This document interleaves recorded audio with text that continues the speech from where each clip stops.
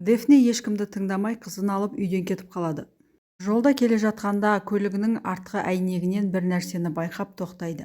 Біреулер Дефненің көлігіне хат жабыстырып кетіпті. Дефне хатты ашып оқиды. Хатта не жазған белгісіз, бірақ Дефне ойланып қалады. Бүгін Селим жұмыстан ертерек сұранып кетті. Мелек екеуі қыдырмақшы. Мелек көп қала алмайтынын, үйіне тезірек қайту керектігін айтады. Селим, үйіңдегілер саған қатал қарайды ма деп сұраған кезде Мелек сөзден қашқақтап ешнәрсе айтпай қояды. Қахраман Элиф екеуі түскі ас ішіп отырады. Қазіргі таңда адвокаттар сенің Элиф екеніңді дәлелдеумен айналысып жатыр. Бұл іс ұзаққа созылады екен, кем дегенде 1 жыл деп Элифті қорқытып қояды. Мүжган Элифке жылап хабарласады. Тез кездесейік, жағдайым мүшкіл дейді. Негізінде Қахраман Элифке тосынсый жасамақшы еді. Мүжган Элифке өтірік жылап хабарласып, оны шақырып алмақшы. Сол кезде Қахраман мен Джелал әлгі тосынсыйды дайындайды. Сағадат күні-түні баласының жанынан шықпай ауруханада отырады. Болды, менің шыдамым бітті. Ерухандар жасағандары үшін жауап береді. Менің кек алатын кезім келді дейді. Қахраманның назарын өзіне аудару үшін Дефне қызын алып үйіне кетіп қалған еді. Сондағы ойы, Қахраман қызын сағынып, бізді үйіне қайтып алып кетеді дейді. Сөйтіп қызын қолданбақшы болады. Құрбысы жылап хабарласқаннан кейін Элиф жетіп келеді, бірақ Мүжган әр нәрсені айтып уақытты созып отырады. Сондағы айтқан сылтауы Мүжганның: Джелал мені үйіне тұруға шақырды, ол мені жеңілтек қыз деп ойлап қалды деп өтірік жылап отырады.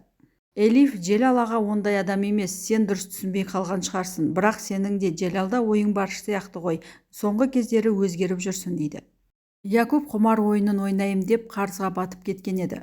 Мақсұтты емдетеміз деп сатқан үйлерінің ақшасын әлгі қарыз берушіге әкеп қарызынан толықтай құтылады. Якуб айтады: мен қарызымды әкеп берем дедім, міне әкелдім, бірақ сіздер неге үйге қорқынышты хаттарды жіберіп жүрсіздер дейді.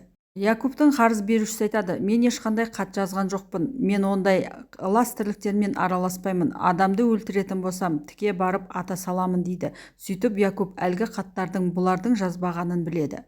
Бүгін Қахраман Элифпен қайта үйленбекші екен. Үйге неке қиятын адамды да шақырып қойыпты. Барлығы дайындалып жатыр. Бір Элиф қана білмейді, өйткені Мүжган оны алдастырып әлі кафеде ұстап отыр. Мүжган әдейі Элифтің үстіне сок төгіп алады.